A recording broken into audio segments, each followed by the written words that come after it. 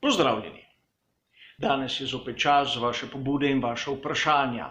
Tokrat bomo skušali razumeti, kako bo virus COVID-19 vplival na življenje v Pajdoku, koliko se bodo zares zmanjšale ekipe, kako si predstavljajo tisto tako imenovano biosfero in kako bo vse to seveda vplivalo na sam potek dirk.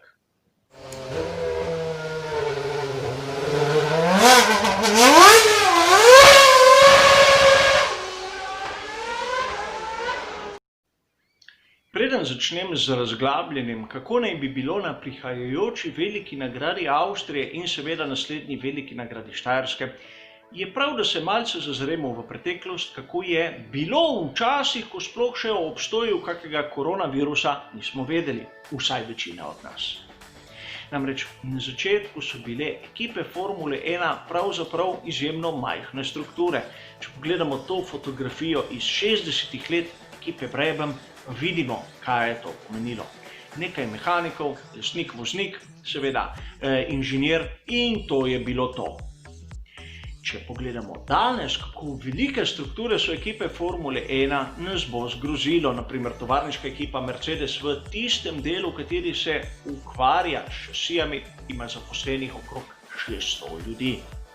Za primerjavo, naprimer Racing Point, kateri pravzaprav od Mercedesa kupuje ogromno delov, ima vseeno zaposlenih okrog 450 ljudi. Za razliko od naprimer ekipe Williams, kjer so ponosni konstruktorji in izdelajo marsikaj sami, kjer so imeli oziroma imajo zaposlenih okrog 500 ljudi. A jasno nam mora biti nekaj. Na dirko samo ekipe ne pripeljejo vseh zaposlenih. Bilo bi izjemno drago in tudi kaj bi vsi ti ljudje počeli tam. Zato imajo tudi omejeno število ljudi, kateri lahko pridejo v boksih, taka so pravila. In kar se tiče tistega tehničnega operativnega osebja, je ta meja postavljena na 60 ljudi. In to pomeni od mehanikov, inženirjev do tistega vodstvenega kadra ekipe. Zraven tega imajo pa še določeno število ljudi, kateri skrbijo za gostitev, za stike z javnostjo, za promocije in vse tiste zanimive stvari, katere pa z dirko pravzaprav nimajo nobene zveze. In sedaj se vprašamo, koliko je bilo to število prisotnih v boksih Formule 1 včasih. Seveda, kot sem povedal, od ekipe do ekipe se je stvar spreminjala. A vzel sem skupinsko sliko iz dveh dirk, kjer je zmagal Charles Leclerc v sezoni 2019. Govorimo o veliki nagradi Belgije in veliki nagradi Italije. Tu mislim, da na teh skupinskih slikah so hoteli biti prisotni vsi, ki so delali za Ferrari v tistem vikendu. Tako da imamo neko oceno. In ko sem preštel na hitro, sem dobil neko oceno, da v ekipi Formule 1, večji ekipi Formule 1, je prisotnih tam nad 100 ljudi in pod 120. Tako da imamo nek občutek, ne gremo gledati na točno številko. Torej, v vsakem primeru je tam nekje 120 tista zgornja meja, realno število je pa tam okrog 100 za vsako, bom rekel, ekipo, katera je v kolikor tolikor dobri formi. In sedaj se lahko vprašamo, koliko ljudi je zares potrebnih, da Formula 1 deluje. Če pogledamo samo tisto, kar pomeni postanek v boksih, je treba razmisliti, da je tam potrebnih najmanj 20 dobro izurjenih mehanikov.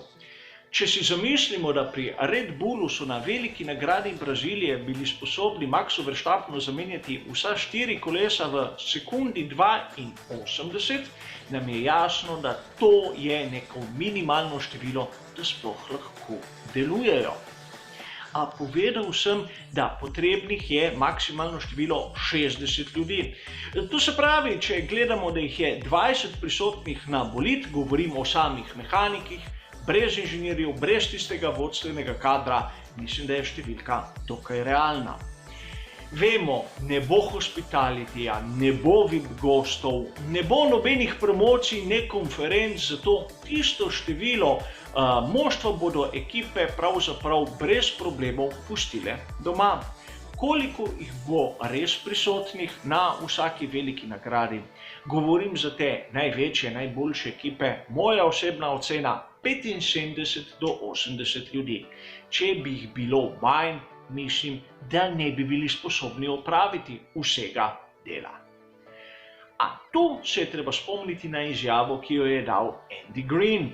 Andy Green je glavni odgovorni za tehnične zadeve pri ekipi Racing Point, njihov, bom rekel, glavni inženir. Povedal je, da s to spremembo procedure v vseh ekipah bo izjemno težavno, ukolikor pride do kakšne nepredvidene okvare, naprimer na pogonskem sklopu. Kajti ekipa ne bo sposobna opraviti tistega dela, ki so ga opravili pred tem. In mislim, da tudi mislim toliko na število ljudi, ampak na medsebojno razdaljo. Če se spomnimo, v starih časih so bili praktično eden čez drugega in vsak je delal svoje delo.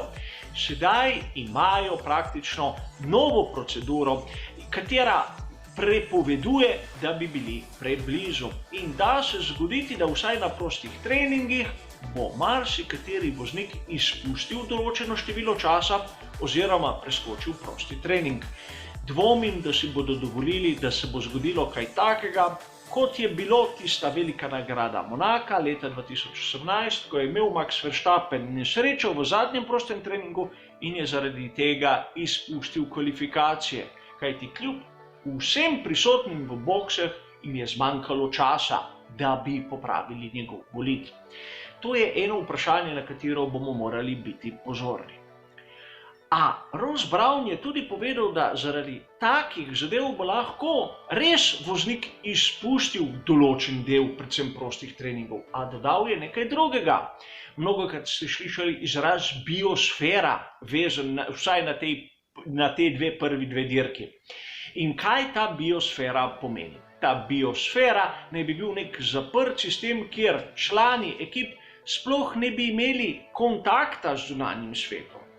In tudi med seboj naj ne bi kontaktirali. To se pravi, člani ene ekipe nikoli naj ne bi prišli v stik z drugo ekipo. Tudi za virus naj bi bili testirani vsaka 2 dni in tako naprej.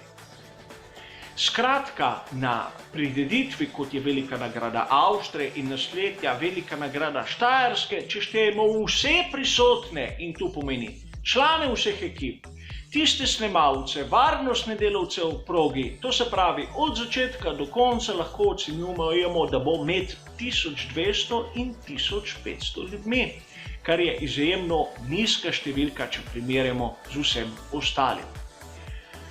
A vseeno zanimivo bo videti, kaj se bo zgodilo, ukolikor bo prišlo do kakega trka, do kakšne težave s pogonskim sklopom, oziroma kako hitro bodo sposobni zamenjati določen del na prostih treningih, naprimer ravno dno, ukolikor bo samo voznik malce bolj grobo zapeljal čez robnik.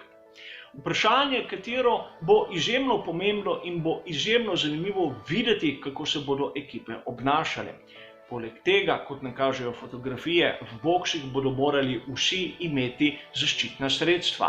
Tudi to bo, naprimer, v toplem vremenu vplivalo na hitrost in seveda kvaliteto dela posameznega mehanika.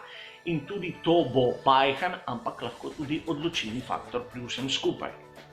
Hvala za vašo pozornost in nasvidenje.